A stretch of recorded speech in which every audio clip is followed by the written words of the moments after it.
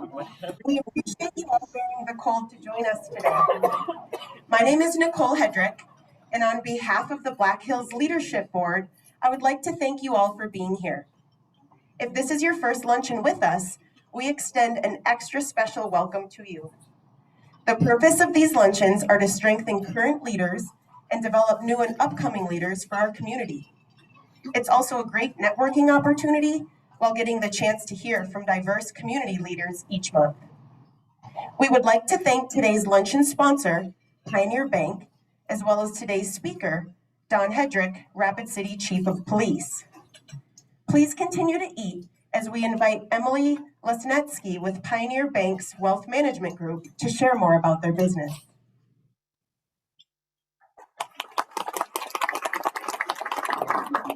Thank you, everyone. Yes, my name is Emily Lesnetsky. I'm with Pioneer Wealth Management. I'm an LPL financial advisor there. I work out of our Pioneer Bank and Trust locations. Please do eat. There's food coming out. Yeah, I work out of our Sturgis location and both of our Rapid locations. So I do travel.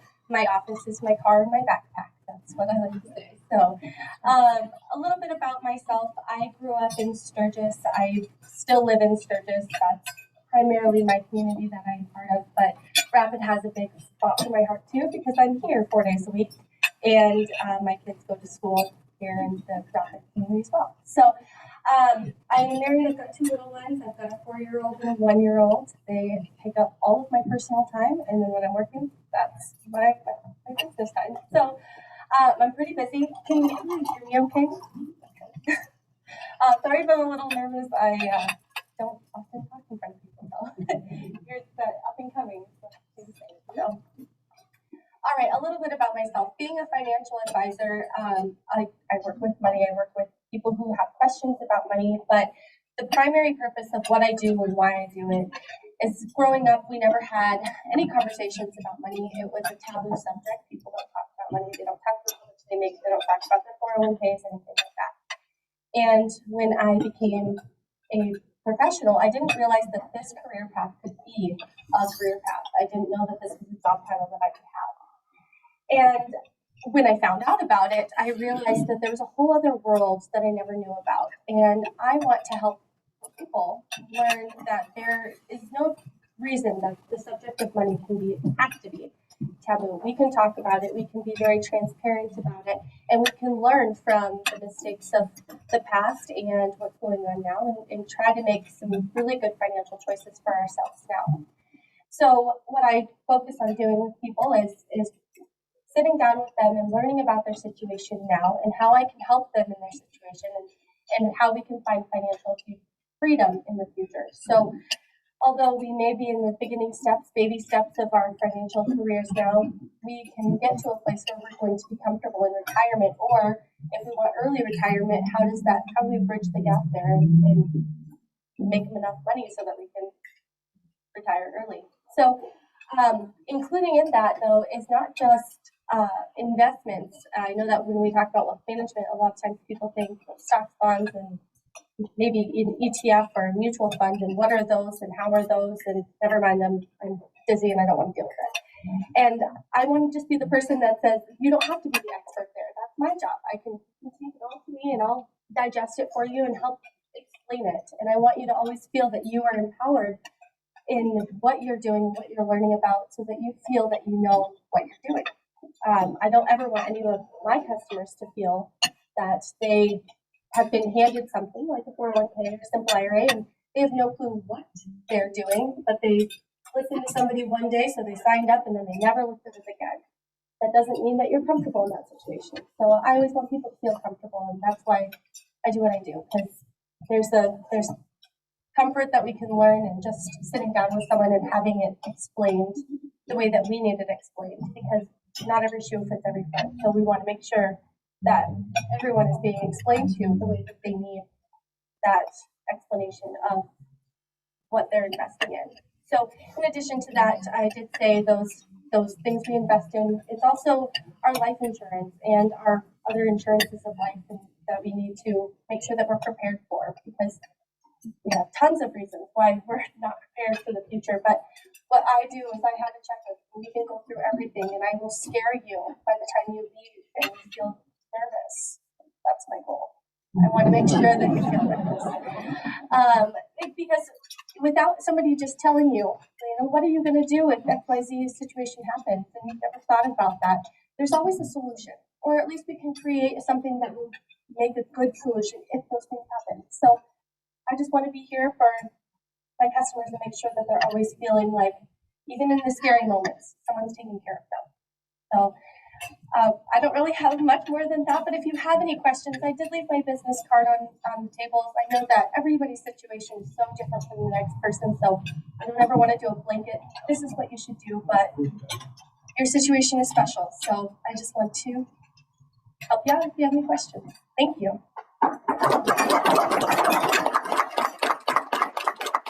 Thanks, Emily. Please continue to enjoy lunch and network until roughly 12 p.m. when we'll hear from Don. If you haven't already done so, please make sure to drop your business card in the basket for a drawing for a free luncheon and a copy of Don's book recommendation, Start with the Why by Simon Sinek.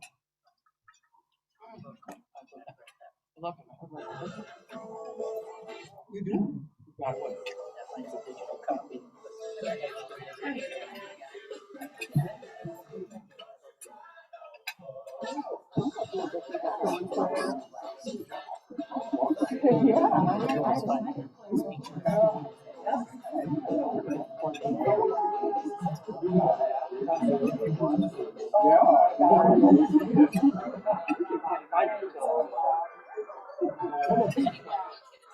Might come back to haunt you someday, though. Yeah.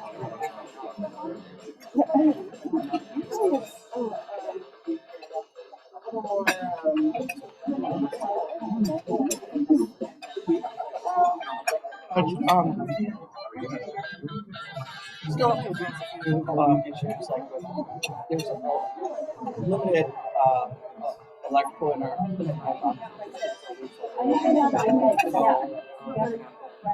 and the outside exterior walls, are stone. So that's tricky. And pretty much got everything. There's still some stuff that needs to go. A lot of stuff that doesn't fit. Stuff we don't need anymore. I mean, the man has a box with probably at least 1,200 pens.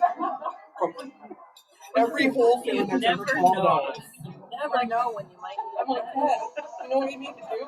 You need to take these pens, have your granddaughter see which ones actually work and which ones don't. Give them to some servers at some restaurants with your business card. But nobody needs a box of 1,200 pens. I had to do that at my own personal house. So she went through some closets and it's like shut the door and you don't even think about it. So she helped me go through it.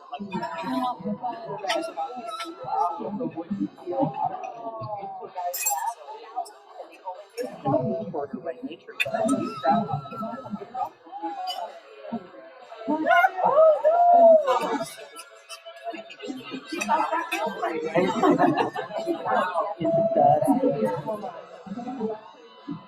And some of this stuff ended up because we had so much space there, and Ted was trying to declutter his house.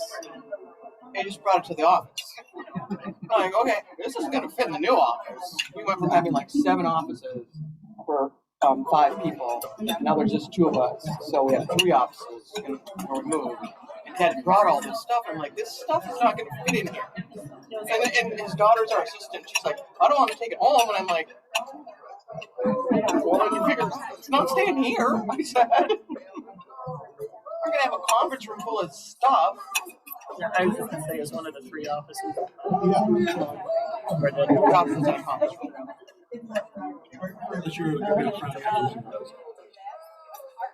The building in corner of Monroe in St. Joe, it was originally a post office. Oh, yeah. And it was a law firm for a lot of years.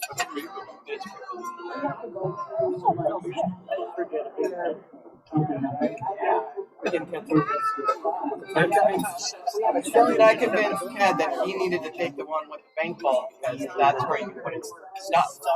So Obviously. Then I don't care if I don't have to look at it. He's got stuff, but so Well, we went to online we don't need it anymore. and to scan and that stuff is like looked. Nothing. Leave it empty. I spent the first 2 months at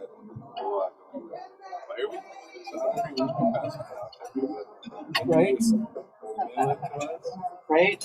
Well, and Shelly had some, organizational thing put on by Ameriprism, and she had some takeaways from 10.9, and one of them was, if someone shows up and claims they're a regulator, don't show them any paperwork until you have confirmed that with the home office. I'm like, okay, you're not supposed to have any paperwork. So what could you show them? She's like, she was looking at me and go, you're not supposed to have paperwork other than stuff that's pending. You're allowed to have a pending file, but once you can see that it's been processed and received by the home office, it goes in the shredder. I'd still had stuff from fine for that. Fine for that. And stuff that was past the 13 months. I'm like, Ted, you do not need to order because we do all of them online. You don't even have to print anymore. Hey, it doesn't matter if the client never opens the email. And if your client doesn't have an email, then you can. Right. Because no one reads the prospectus. We all know that. I mean, I had one client that read one once, and I thought I was going to have to fire him because he was, like, questions, and I'm like, but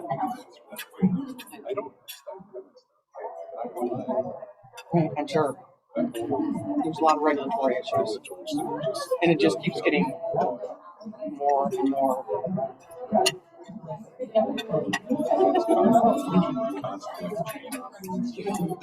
When I was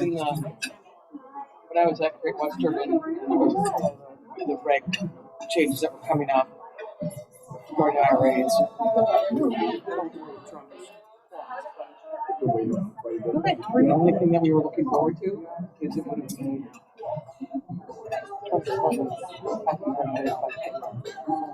they're regulated by the and then we in the background.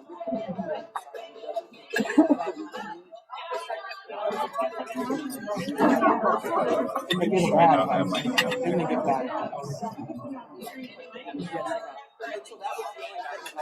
The regulations Obama was trying to get passed that we liked is that it's going to force the banking industry to license and regulate people.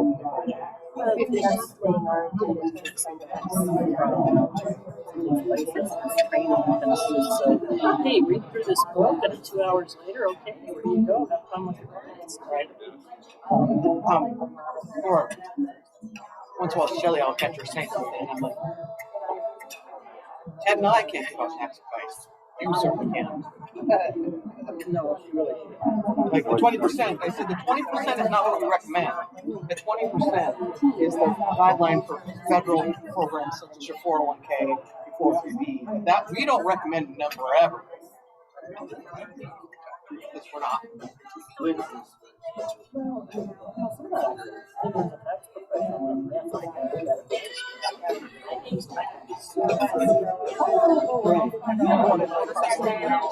Some people in today that are they both turned 72 this year, and I said, you know what we really need to do is I need to work with your tax professional.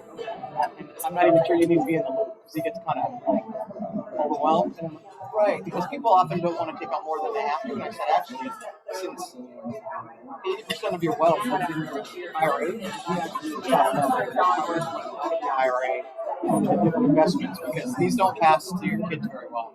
You're not going to spend this money. And I said, but I don't know what that number is because I'm not a tax professional. If I tell you what to go ask your tax professional, it's going to get lost in translation. So at the end of this year, I just need to start working with your tax professional so we manage these accounts properly. I was always my best situation when I was tax. Right. Right.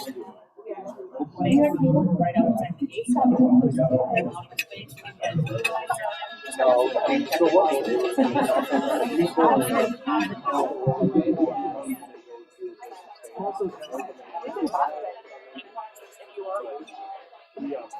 For a while, we were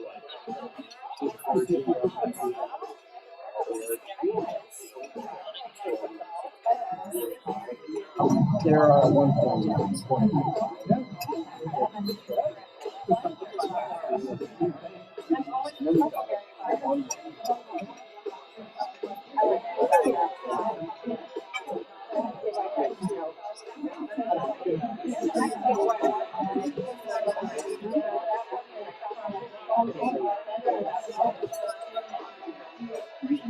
Establish it.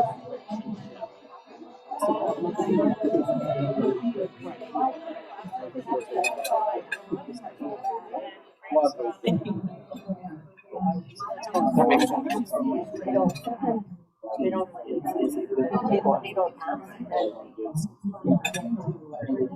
and the personal, I've been hammering out personal incomes for the last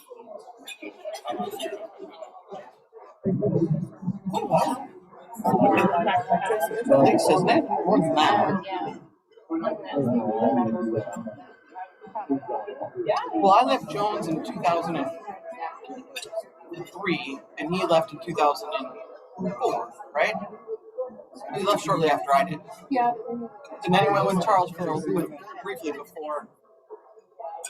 I would say it was 2007 at the latest, probably, that he went there. I know you. I'm done. I love it. I get a lot of great ideas. We wonder.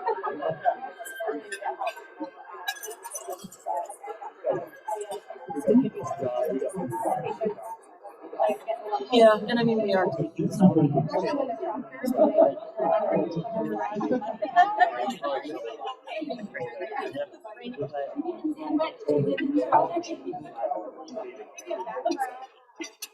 A lot of people are like, no, I'm not filing an extension. I couldn't get to it before then anyway, and we'd be talking extension, even if I landed on my desk today.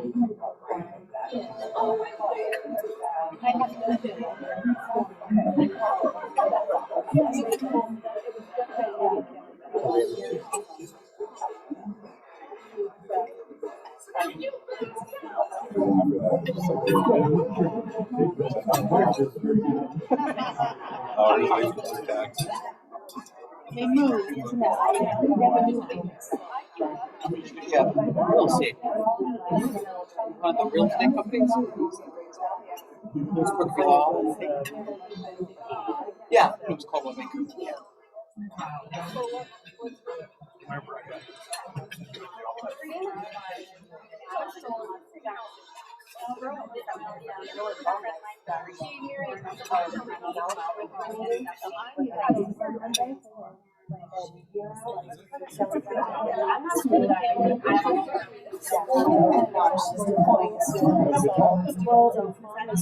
Driving back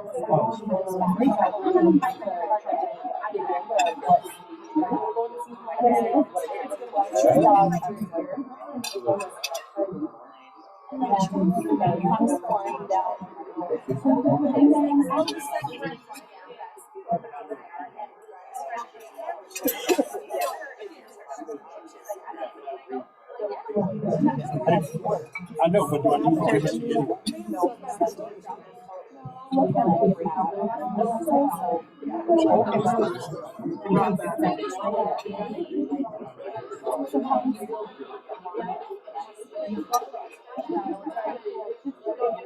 She's going to stay in the military longer than just women, doesn't she?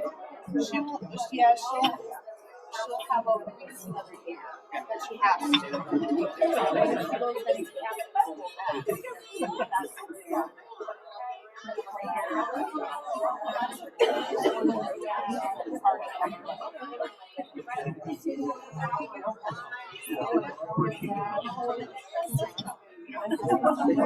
She's really excited.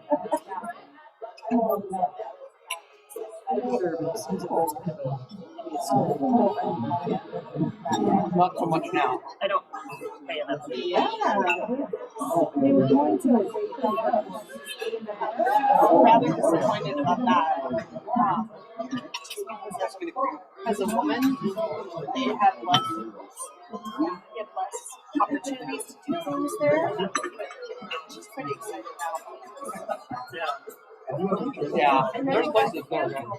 In the Army, the country only cares that you're a woman. They don't care that you're an officer in the United States Army. You're following their rules. Right.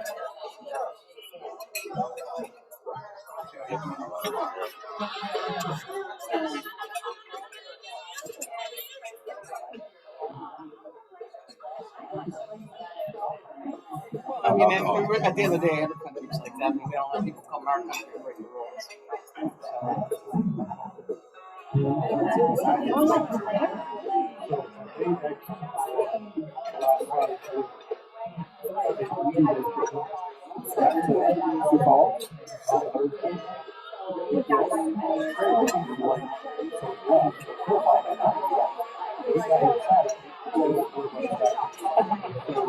Yesterday, on Monday, Tuesday, and today.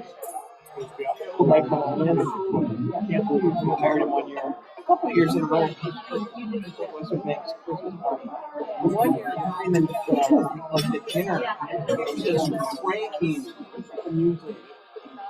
And I had to tell him like 3 times, like, nobody wants to eat dinner when they have to shout across the table. Hey, really? Drop down. And this story really listen to what customer wanted. You don't know where the And that's being the people think it's fun. Especially out of the bank. It's like a board of directors. Every fire board of directors. Not everybody there is like. in the last. What's happened to those? I lived the 2 that I was allowed to go to. Right?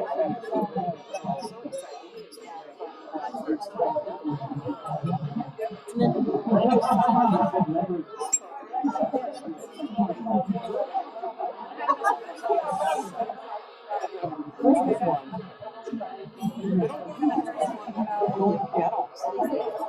I'm there to everybody and then there's yeah, I would say I would start it an hour later and have to.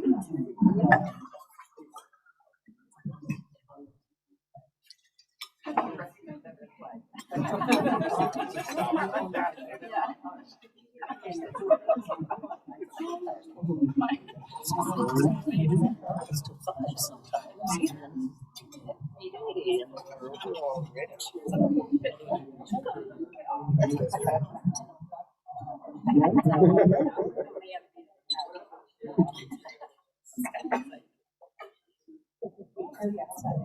Before we hear directly from Don, I wanted to share a little bit about his background. And believe me, as his sister, I sure have a lot of color to provide. But in all seriousness, I'm extremely proud to introduce you all to Donnie today. Don Hedricks grew up in southwestern Minnesota and attended Dakota Wesleyan University in Mitchell, South Dakota. He received his bachelor's degree in criminal justice in 2002 and began his law enforcement career at the Rapid City Police Department the same year. Hedricks has since risen through the ranks of the department, executing ancillary duties in the Special Response Team and in the instruction of defensive tactics, tasers, and fitness. He has been a detective, patrol sergeant, patrol lieutenant, special operations lieutenant, and the captain of the Support Services Division. Hedricks obtained a master's degree in administrative studies in 2008 from the University of South Dakota. In 2014, he graduated from the FBI National Academy in Quantico, Virginia. He was named Assistant Chief of Police in 2015 and in 2016 was named as one of the IACP's 40 under 40. He serves on many boards to better our community, to include the Board of Directors for the Club for Boys, the Downtown Business Improvement District, the South Dakota Crisis Intervention Team Review Board, and the City and County Alcohol and Drug Programs Board. He was appointed Chief of Police in August of 2020 and is currently working on his PhD as a fellow with Johns Hopkins University's Bloomberg School of Public Health with a focus on violence reduction. I'm not sure how he does it all, and I may be a little biased, but I can honestly say that I think if more people like him were in positions like this, the world would be a better place. Please help me welcoming Don.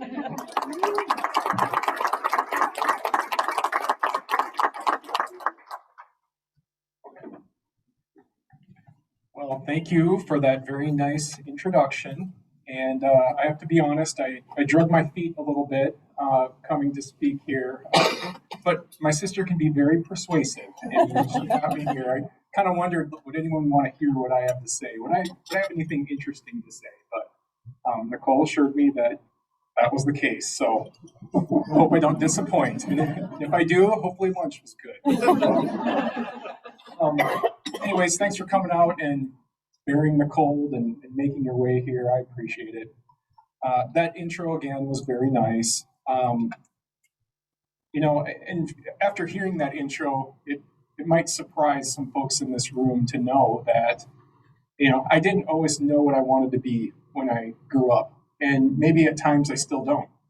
And I think about 20 years ago when I was a senior in college, and I really did not know what I wanted to do with my life. I was a little bit lost. And I think in my mind, I always thought I would go to law school or something, but it wasn't planned out, and I was about to graduate, like the clock was ticking, right? So I felt all this pressure. And my advisor ran into me in the hallway one day at Dakota Wesleyan and said, "Hey, what are you going to do?" And I said, "I don't know." He said, "Hey, you just missed a really nice guy from Rapid City." And I was like, City of Rapid City? He's like, police department. And it kind of struck me as something I hadn't thought seriously about. It had crossed my mind, but I hadn't thought seriously about it. I hadn't had a lot of interaction with police growing up, so I just didn't know what I didn't know. I kind of had this perception in my mind that what a police officer was supposed to be like. Maybe in their 40s, maybe kind of crabby, like a mustache. That's what I had in my mind. Okay, but I was curious, and I called this recruiter from the RCPD, who was an hour down the road already, and he turned around and drove back just to meet me. And I thought, well, that's pretty impressive.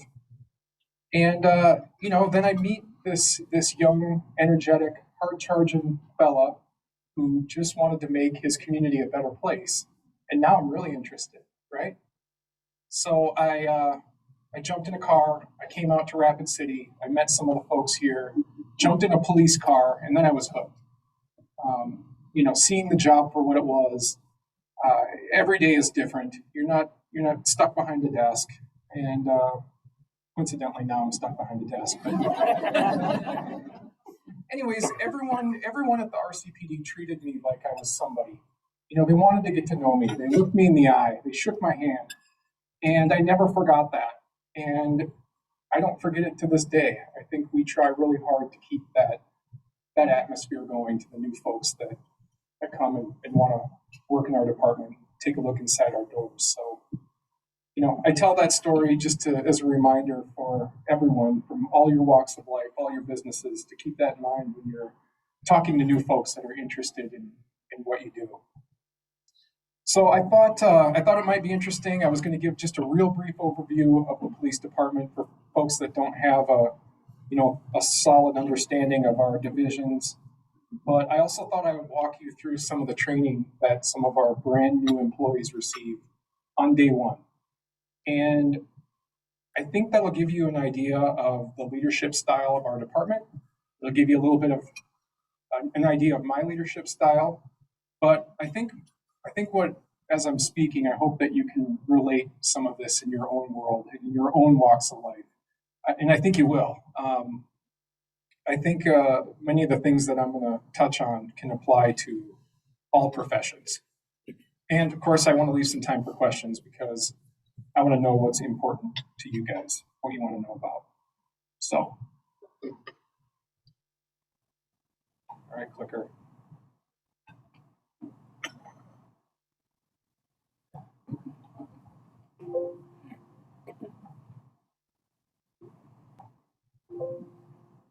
Tech support?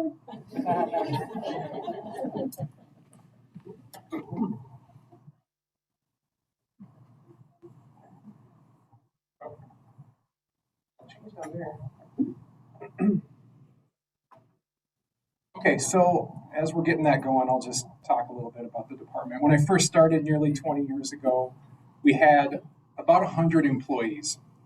And I think it's interesting to know that right now, when we're fully staffed, we're able to have 195 employees.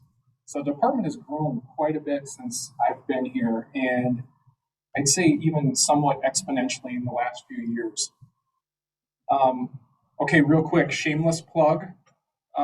We do have openings. We are hiring. If anybody is looking for a fun, exciting, adventurous career, give me a call. If you know of somebody, and I mean this, if you know of somebody that would be a good fit, let us know. We're looking for good people. I just bring up our org chart just to give an idea of how things work at the department. We're essentially we're split into three different entities. We have the patrol division or field services, and that's kind of what you might think of when you think of a police officer, the uniformed officer in the marked car. It's kind of where the bulk of our department falls under. But we also have our criminal investigation division, which is made up of detectives, and our evidence division. And further, we have our support services, and these are the folks that keep the machine running behind the scenes. And they take care of a lot of business. For example, our training, our hiring, recruiting, technology needs, fleet management, accreditation, our grants. I want to touch real briefly on wellness. This is something that maybe you are looking at in your world, retaining good people. How do we keep the good folks that we have? Because it's way easier to hold on to good people than it is to try and go out and find new ones, right? So we've done a lot of research in the law enforcement field on the topic of wellness, and we have kind of this little informal motto at our department where we say, take care of yourselves so we can continue to take care of others. And that is so crucial. It's been a focus for us over the last couple of years. And for us, we're lucky. In our building, we have an on-staff psychologist, a doctor in our building, that if somebody needs help or somebody's struggling, they can utilize a resource. And for us, that's important because this individual also does a lot of work on our hiring process, making sure we're getting the right folks in the door. We've also tried something new where we have some physical therapists in our building. They have office hours. So law enforcement can be kind of a contact sport at times, and sometimes a little injury, if not treated or handled properly, can turn into something way worse. So we found a great benefit in having these folks in our building. Usually when they're here, they have a line outside the door of folks waiting to get checked out by them. We have a chaplain program, a fitness room. Our folks, it's nothing fancy, but it's 24/7 access for somewhere safe to work out.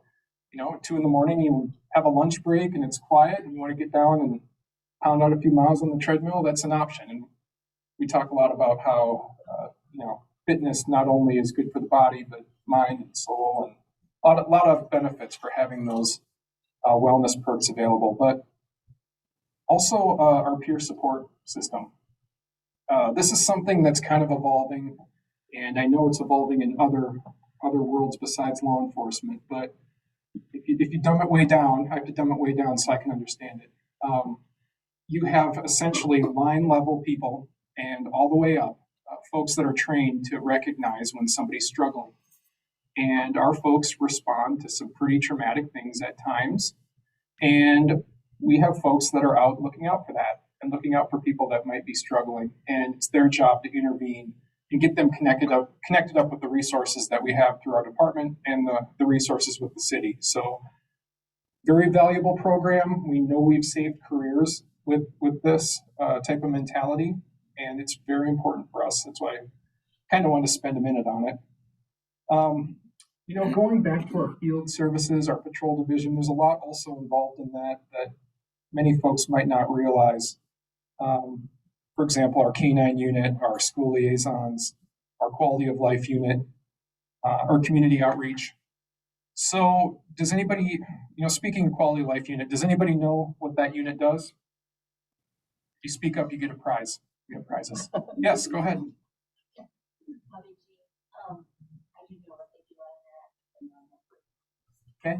Okay.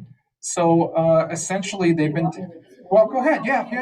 So the quality of life unit, from my interpretation, is a group of officers that are dedicated to getting to know the community, and a lot of times it's the unsheltered community or those that are underserved, and develop relationships with them so they don't turn into police required events. Yeah. Very good. Brendan, do you mind helping out with the prize? No, that's okay. So you got your official junior officer sticker. And you want to raise your right hand? I'm just kidding. Thank you. No, that's good. That's a good analysis. I just want to real quick share a story, and I'll relate all this back, I promise. Okay, so hang with me here. But at about noon, I just have to get out of the office. I just have to go outside and get some fresh air. Maybe not today or yesterday, but most of the time I will take advantage of that when I can. And there was one day, this was back in 2020, the summer of 2020, and it was a very hot July day. And I just got the jogging shoes on and went for it. And I'm jogging up 5th Street, and like I said, it was noon, so traffic is very busy on 5th Street. And I come across two fellas that are laying in the boulevard, kind of by Franklin and 5th Street, if anybody's familiar. Residential type of area, but 5th Street's a very busy road. And here I am in my workout shorts, and there's these two guys that are very highly intoxicated and sleeping next to the side of this very busy road. And I can't walk away, right? Like, there's a safety issue here. So in my mind, I know how busy the patrol division is. Very busy day in the summer, and calls are stacked up galore. And I'm thinking, like, who can we call? Like, who could we call right now besides a police officer to give these fellas a ride? And I'm going through this Rolodex in my mind, and I strike out, and I end up calling for a police officer. And, the officer shows up, and he didn't, very professional, but he kind of looked at me like, really? You know how busy we are? But we handled it. And I bring this all up because these guys, they weren't combative. They were very nice and friendly. And despite me being in workout shorts, I was able to help get them into a car, and they simply just needed a ride a few blocks.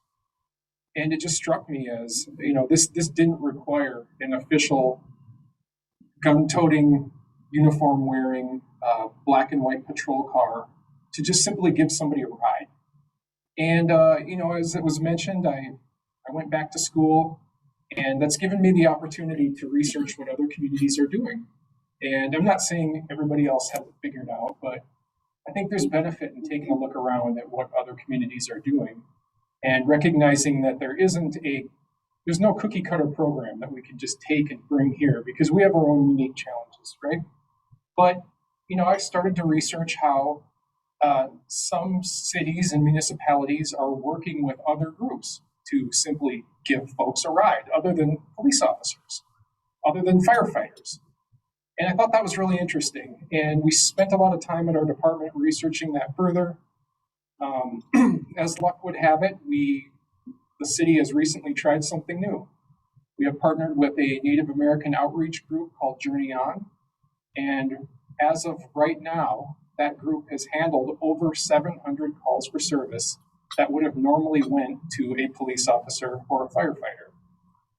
Simply taking care of that lower level response of giving somebody a ride or checking on them. And essentially trying to take a social issue out of the criminal justice system. And it's still a work in progress. But, I think we're taking some steps in the right direction. And, I'm interested in how this continues to play out because we have folks that want to help out in a different way. And I think it's up to us to try and look at things from a different angle sometimes. And I should add, Journey On has the ability to do follow-up that we wouldn't do. If a police officer gives somebody a ride to the care campus or a detox, we don't follow up the next day to make sure they get to their appointment or get connected up with housing services or whatever it might be, but Journey On does. They're handling it in a different way. So anyways, step in the right direction, and I think it's up to us to start looking at the way we do business sometimes. Okay, went off on a tangent there. I'm sorry, but I thought that was important. Okay, real quick, I just want to mention with our detective division, we have a lot of joint investigations that we work together with the sheriff's office or the Division of Criminal Investigation of the state. Why is that important?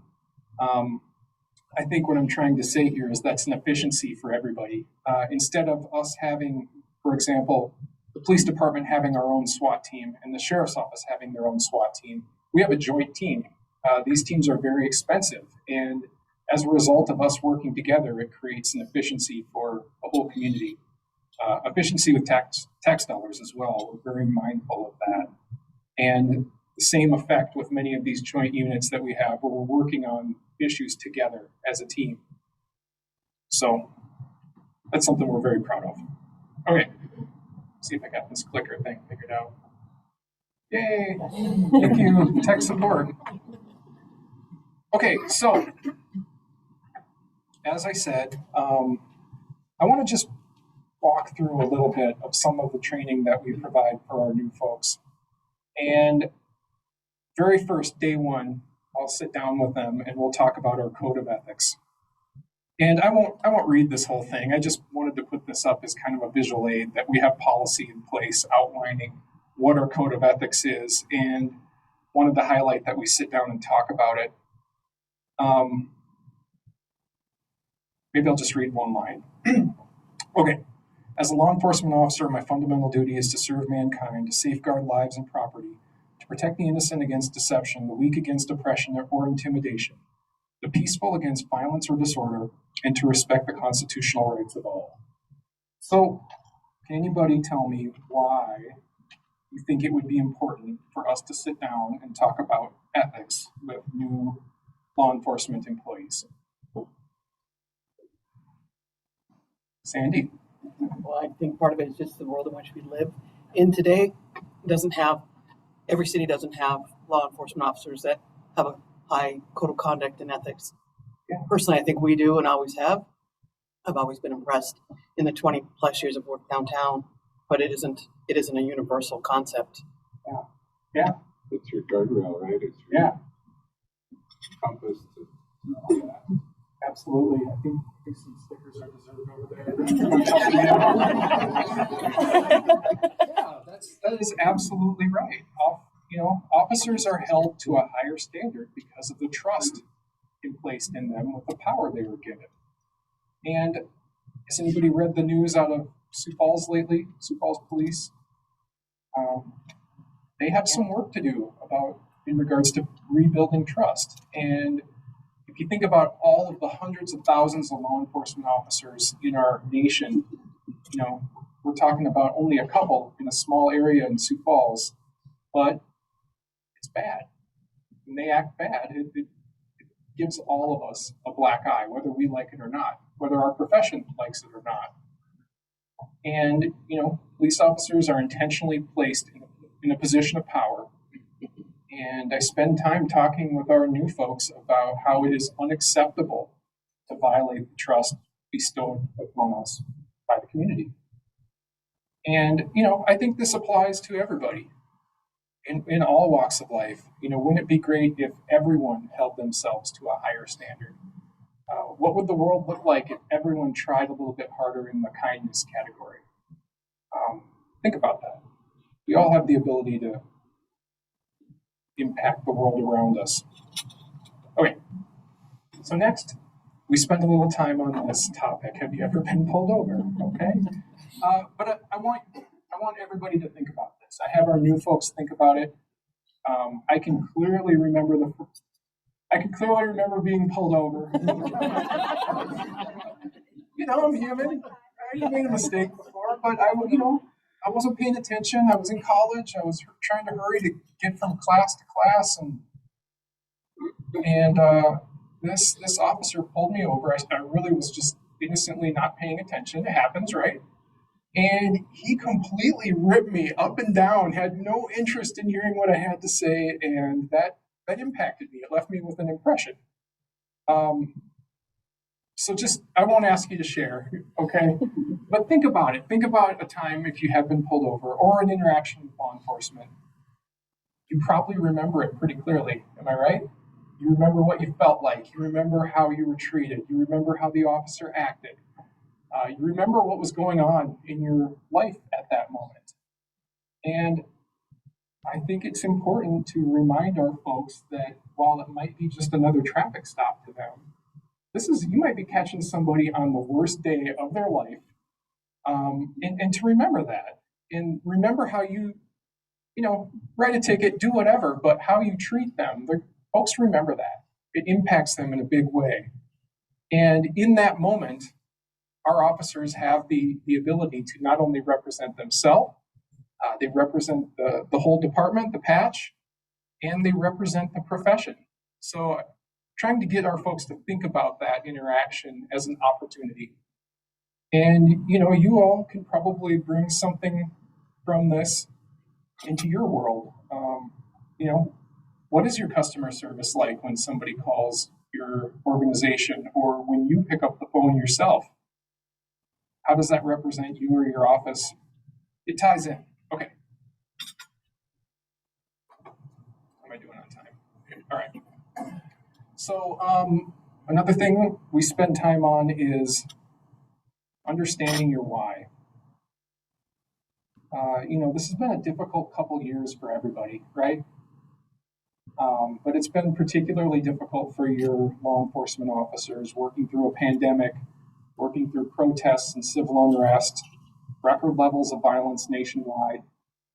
And what keeps you coming back to work?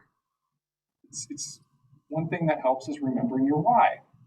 And I put my why up there. I want a better Rapid City for not only my family, but yours.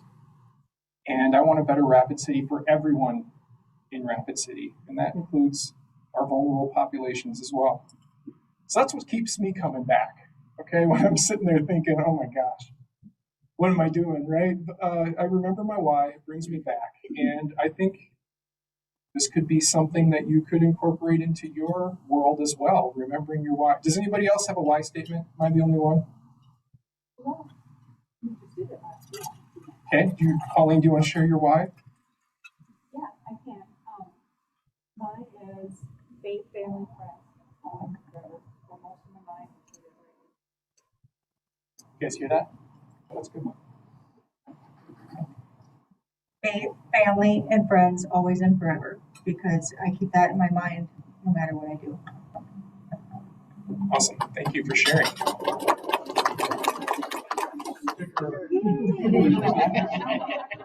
So we create our statement, we write it down, and we hold on to it, and we remember it when times get tough. Okay, extra credit bonus. Does anyone know our mission statement besides folks at this table? Maybe Brittany, she might know it. Anybody? Nope, you cannot. It's cheating. Well, it's probably not a surprise that we spend some time with our new folks talking about our mission statement, talking about our vision statement. Our vision statement is up there at the top, striving for a safe and crime-free Rapid City. And if you think about that statement, it's kind of unique where we're trying to work ourselves out of a job. We're striving for a crime-free Rapid City. I'm guessing maybe your company's vision statements don't try to work yourself out of a job, but we're in a unique spot. And we spend a lot of time on our mission statement. We used to have this page-long mission statement, and none of us could remember anything from it because it was very lengthy. And that's not the goal. You want to have a statement that you can remember and a statement that you can lean on when you're making decisions or when times are tough. And we spend a lot of time in our command staff talking about decisions, and we ask ourselves, does this decision we're about to make put the community first?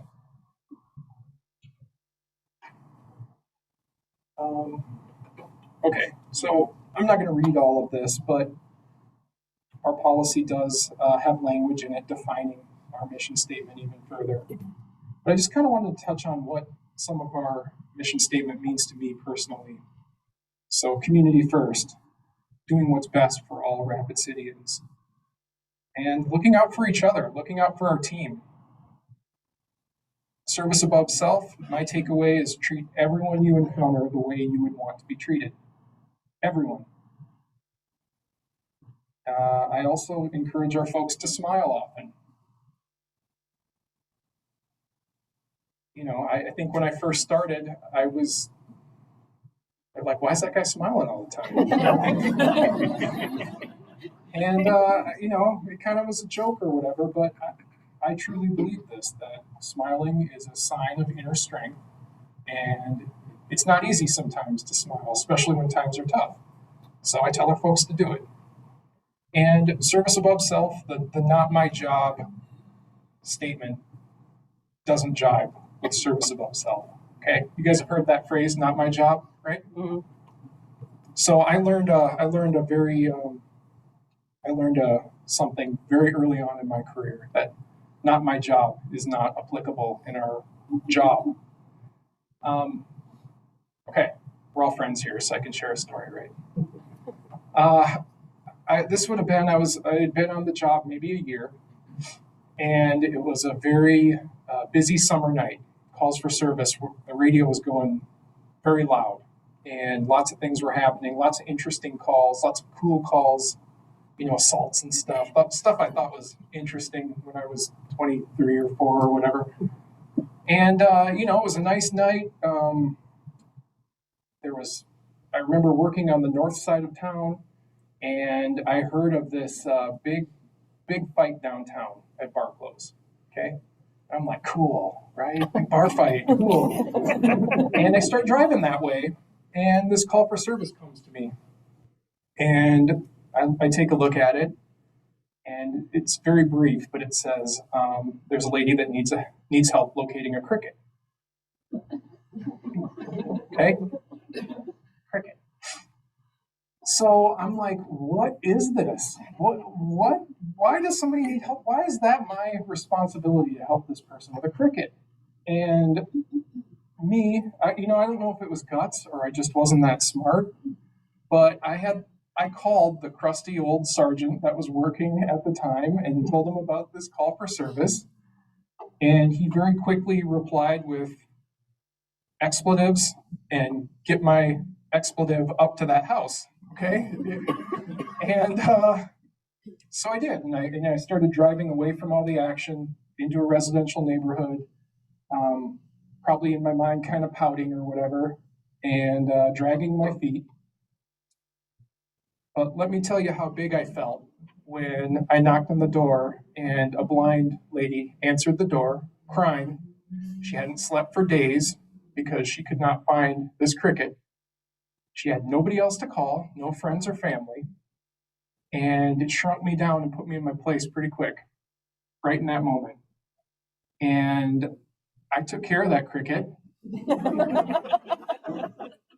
And I spent the next half hour making a new friend and talking with this lady. And I can't remember any other calls for service from that year. I really can't. But that one I'll always remember. And I tell that to our new folks to remember that people are calling for a reason. And that's what we're there for. Okay, so one interaction at a time. I think that's pretty self-explanatory, but one thing I tell our folks is, don't ask for permission to exceed expectations. Just do it. Just do it. Just go for it. And we have folks that do some pretty amazing things that it doesn't get talked about. I mean, they respond and they find a mother in need and they'll go out of their own pocket and buy diapers or whatever. It happens all the time. And we try to internally hold those folks up. And one thing I spend a lot of time on is telling our folks to treat people with respect at all times. I hope that's come across throughout this message. But we got time for another quick story, I think. I'll make it quick, okay? But it relates to treating people with respect. So this would have been 2014-ish. I had just got back from a really long training. And we decided, since I'd been away from home, that we were going to go to Mexico for a week with some friends, some really good friends of ours. So it was me and my wife and another couple. And this is kind of around the time of when some of the beheadings and things were happening in Juarez. But we ignored that and we went to the resort. I felt better because when we pulled up, there was an armed guard with a machine gun, and so I felt better, but I don't know if that made other people feel better. But it was awesome. It was a great time. Had fun, relaxed. Probably got too much sun and probably too much to eat and drink, and you're sunburned at the last day, and you're ready to go home. Like your mind has switched from vacation to all the things you got to do when you get back on that last day, right?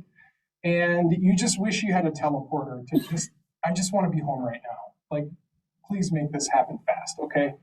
So our resort that we stayed at was about an hour from Cancun south through the jungle and along the coast and through the jungle out in the middle of nowhere. And we called for a cab to take us back to the airport.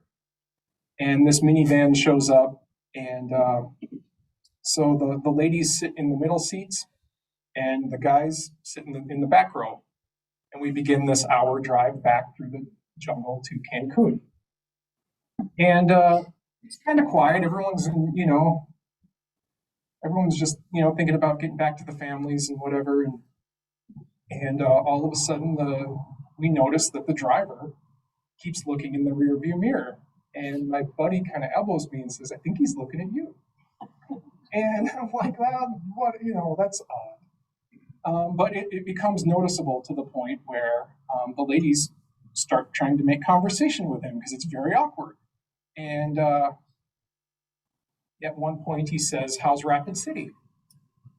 And in my mind, I'm trying to rationalize this, like maybe he saw Rapid City on our luggage or something. And, so we ask him about Rapid City, and he's like, "Yeah, I worked on the Taco Bell on 8th Street on Mount Rushmore Road, and Julie Oberlander was the news reporter." And I'm like, "Oh, this guy's familiar with Rapid City." And at one point he says, "And I remember you." And he looks at me in the mirror, and at this point, we kind of get chills, and I'm thinking, am I going to have to go into police mode and choke this guy out going 70 miles an hour? Or what's going to happen here? This is not good. And he's, in the side conversations, he's talking about how his uncle's a drug dealer and all of this. And I'm like, oh my gosh, what have we got ourselves into? But at one point it comes out that he remembers me, and, I was involved in the reason he got deported back to Mexico. And honestly, I couldn't remember any of this, right? I couldn't remember any interaction with this fellow because I'd had thousands and thousands of interactions with folks. Just, it didn't stand out. And so eventually we make this very uncomfortable ride back to the airport, and we're all silently praying that we're thankful that we made it back to civilization. And, as we jump out of the cab, I go back to grab the luggage, and he says, I should be thanking you because, the way you treated me in that moment, and your partner was a jerk, but the way you treated me, it got me where I am today. But I needed to be held accountable for what happened, and I'm in a better place now. And anyways, we all walked away just a little bit more mindful of how treating somebody with respect can come back around. And I thought about it on the flight on the way home, and it all kind of came back to me. I remember this incident where this guy had been involved with an assault with his significant other, and a knife was involved, and we were in the alley chasing him and fighting with him. And I don't particularly remember how I treated him, but I always tried to treat people with respect no matter what had happened. And in that moment, I was so glad that I treated that guy with respect. You never know when you're going to be in a position of vulnerability. And I tell our new folks this. I run, every now and then I'll make the late night run to Walmart or whatever, and I'll bump into somebody in the hallway that I met when I was working the streets more often, and we both kind of look at each other and move on. But folks remember how you treat them, so make sure you treat people well. And, I only think it's fair I give our folks some direction on what they can expect out of me when they start. And I wouldn't ask any of them to do anything that I wouldn't ask of myself. And I also give our folks permission to call me on it if I'm not acting to this level. So I guess that means you all have permission now to call me on it if I don't act to this level. So, okay, last slide. This is maybe one of the more important slides that I bring to our new folks. And many years ago, I had a buddy that I'm very thankful for that kind of saw me slipping into this I used to syndrome, and I'll explain that a little bit more. And I'm thankful that individual had I appreciate that he cared enough to say something. So this, I think this applies to a lot of professions besides law enforcement, how we can just get so wrapped up in the job, right?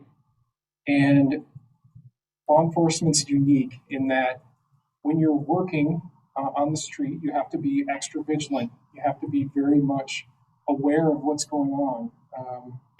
And adrenaline comes into play. And so you go from this very alerted, heightened state of awareness when you're at the job. And but what happens when you go home, right? You're at this elevated state when you're at work, but when you go home, you tend to crash and drop below where you would normally be. And guess who's at home? Your support system, right? Family, friends, loved ones. And you got to make sure that they're not only seeing this low side of you. And, we label the I used to syndrome as, I used to play racquetball. I used to go golfing. I used to go camping. I used to hang out with those guys, but the job, right? You know how it is. Well, I just think it's so important that you don't lose sight of all of your support systems and all of your healthy stress outlets like racquetball or golf or whatever, because you're so involved in the job.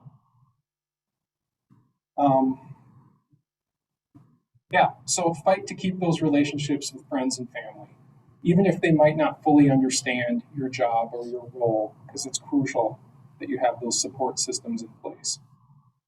And when I talk about put it on the calendar, we have two types of people in our building. We have those that say, I'm going to go camping when things settle down and things get less busy. And then you have people that say, I'm going camping August 27th through the 30th, and we're leaving this day and this, that, and the other.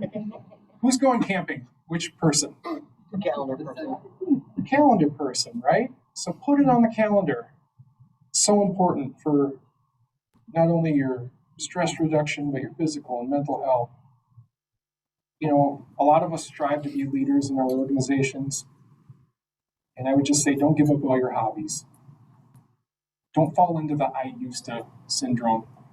Don't sleep at the office. Don't miss your kids' sporting events.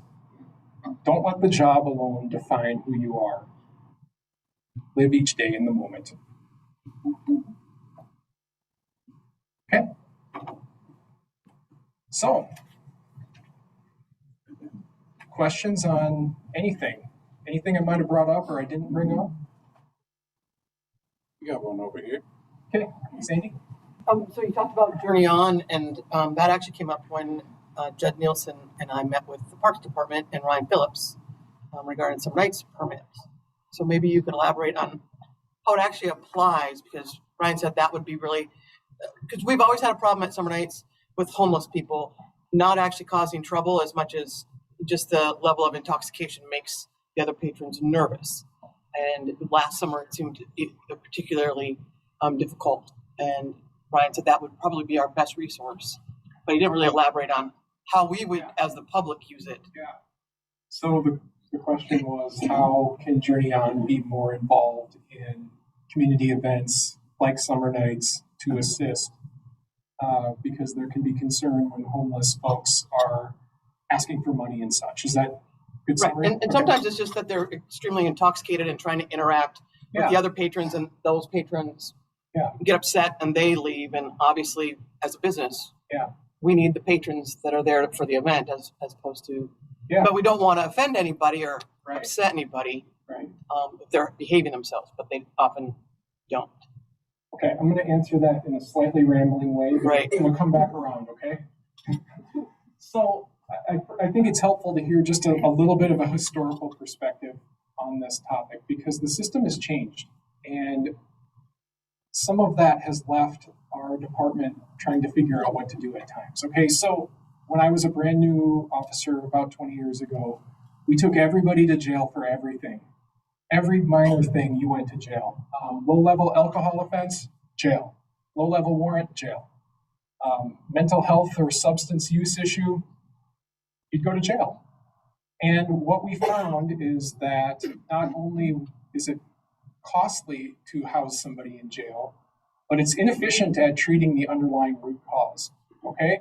So let me just walk you through this. Let's say we would go to the downtown area and we arrested somebody for a low-level offense. Open container, had an open bottle of alcohol. Let's say we took them to jail for that. So you're taking up the time and resources of a police officer or two. You bring them to jail and you have a booking clerk or two. They go through the court system, and now you're talking about lawyers and judges and clerks. And at the end result, you have an individual that gets spit back out with a fine that they can't pay. So then a warrant comes out, back through the system again. And all throughout that whole system, we never treated the underlying root cause. Alcohol, substance use, mental health issues. And I'm just so thankful that we live in a community where we have options like the Care Campus. Because, you know, the criminal justice system has changed not just here, but nationwide, where if we were to bring somebody to jail right now for a low-level open container, they would beat the officer out the door, because the jail and the system, they're not set up to hold folks like that anymore for these very low-level offenses. They're saving room for the real bad guys, and trying to look at issues like substance use in a different way. But where that leaves us, you know, when somebody calls and they say, hey, we have somebody that's hanging out by an event, we have to put ourselves in the position of what crime are they committing, you know? For us, it's complicated also because we used to have a panhandling ordinance that made it illegal for somebody to ask for $1. That's since went away. The system has got rid of that ordinance. So we no longer, the simple act of asking for money alone is no longer a criminal offense. Okay, so now, okay, if they keep talking to you and bothering you and harassing you, that's different. that's still criminal. But the simple acts of asking for money by itself is not illegal. The simple act of being intoxicated in public here in Rapid City, that alone, it's not illegal. So we're left sometimes trying to figure out, we're trying to deal with a social issue through the criminal justice system, and it's caused us to reach out and try new things, to work with groups like Journey On. And, you know, the criminal justice system just is not efficient at dealing with some of these issues alone. So, you know, when I say Journey On could help, I think it would be very easy for us to have a conversation with them and say, hey, we're going to have 1,000 or 2,000 people in the downtown core during this time frame. Could you adjust and have some of your resources where the people are? And they would do it. They did it for the stock show. They did it for L&I. You know, they're still new, but they're figuring out that, you know, the need is where all the people are. So that's where they need to be. And I think just recently they put out their phone number in the paper. Might even have it in my phone. I can get it to you. But they're starting to get to the point now where they're not only relying on dispatch to receive calls for service, they put their number out to the public. So if somebody has an issue like that, they would be the first to respond. So super long way of answering that, but I think your question speaks to a bigger issue that we're working on and dealing with every single day. Is that helpful? Yeah, because it's about respect. You know, we wanted, Judd's always very respectful with them and tells the people that are there that are homeless, if you're just here to enjoy the music, we don't mind if you stay, but if you start bothering the other patrons, right, or you're drinking, openly drinking alcohol you didn't buy here, you got to go. But that's where the problem becomes.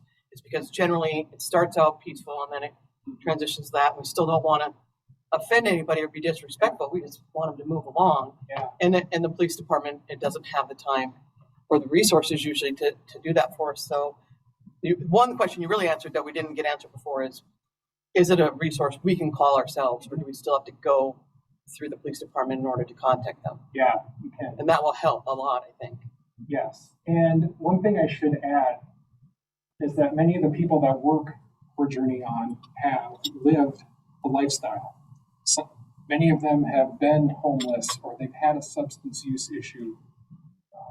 They're able to connect in a way that I never could. I haven't walked that walk. I haven't done that before, and many of our officers haven't either. But they're able to do what they need to do. So it's never good when your patrol captain has to get up and leave. So sorry, Chief. Okay, hopefully we're doing good. Okay. You want the number, right? Yeah, if you have it, please share. Okay, so Journey On is 605-519-1066. Okay, any other questions? Yes. I don't have a question, but I have a comment, and I'd like to thank you. It reinforces exactly what you've just shared. We have really enjoyed a terrific, Black Hills Works has enjoyed a terrific relationship with your police department. We have Tim Doyle and his team have been visiting a home of people we support who've had in the past really historically negative interactions with police. Yeah. They have done so much to overcome the uniform, the lights, the everything to make it a really positive experience. I mean, they've just had fun together, barbecues and visits and pictures, so it's been amazing. And we're also working with Dave Kinzer. We have a formal relationship with him on helping to train your officers when they do find themselves in interaction with a person with a disability, not just from Black Hills Works, but across the community. And better, it's that whole diversion versus arrest and making it a less traumatic experience on both sides of that equation. So I thank you for that. Thank you for the feedback. Appreciate it. Can you give us an update on drug scene in Rapid City historically? Where are we at, and if there's new drugs that are Yeah. So I would say that, you know, we've had this record level of violence that's occurred here. Unfortunately, we followed this trend that has occurred nationwide. And when we look back at where our violence is coming from, we're able to show that most of it has a drug tie to it. And methamphetamine is still a major problem here locally. We have task force that is their job 24 or 40 hours a week or more, just focusing in on drug enforcement. One sort of concerning trend is, you know, we haven't to this point hit some of the opioid epidemic that other places in the country have. But over this last year, we've seen a spike, and that's very concerning. Some of the drugs like fentanyl can be very deadly, and we've seen some of that here in our community. So, it's so crucial that if folks know of somebody that's struggling, to do what they can to get them help. There are many resources at the Care Campus. There's a lot of things folks can do for others that are seeing people go through this drug crisis that we're seeing. And I encourage people to call.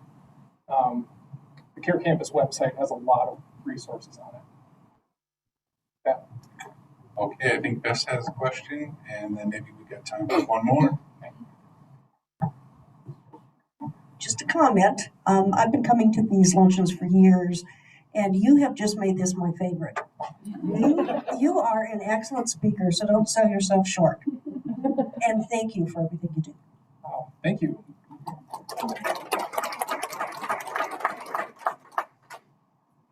All right, Tracy's going to have our final question. Just out of curiosity, because every job, when you're at it long enough, when you get hit with the hard stuff, it can lead to burnout. So in the face of pandemic, defund the police, the stupidity of all that, and everything going on. I know we were sheltered more here than other places, but how do you maintain the why statement and the passion for what you do and not let it get to you over the long term? Good question.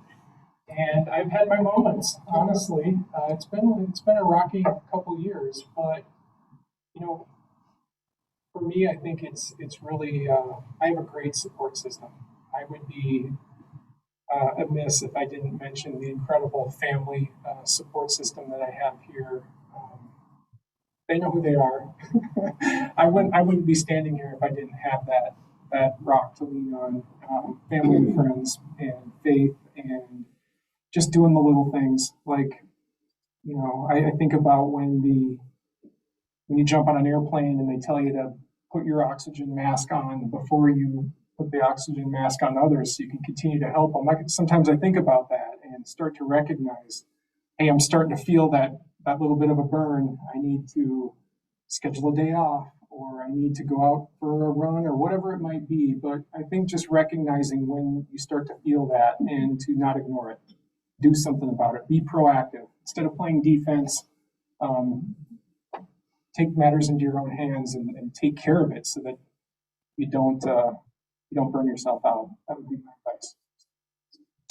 Awesome. Well, this has been great. I really appreciate this. I think I'll turn it back over to somebody.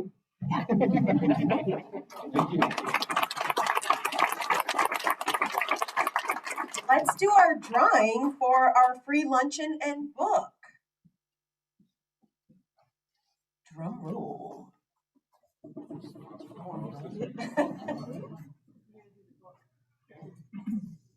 For the book? This one's for the free luncheon. Tyson? Woo! And we got one more for the book, right? Oh, and Lori. All right. Congratulations. We will get with you guys to make sure that we can get you the book and the ticket for the free luncheon.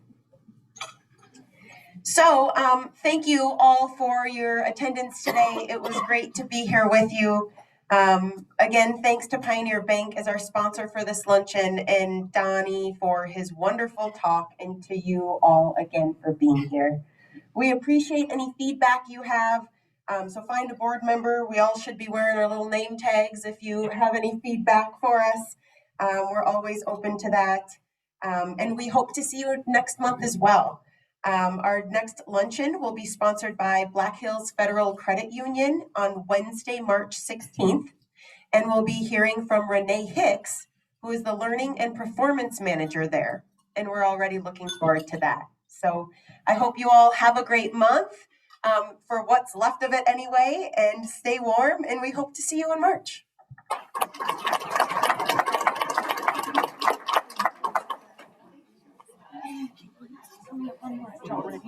I know. It's like, wow. from starting to send. Yes, yes.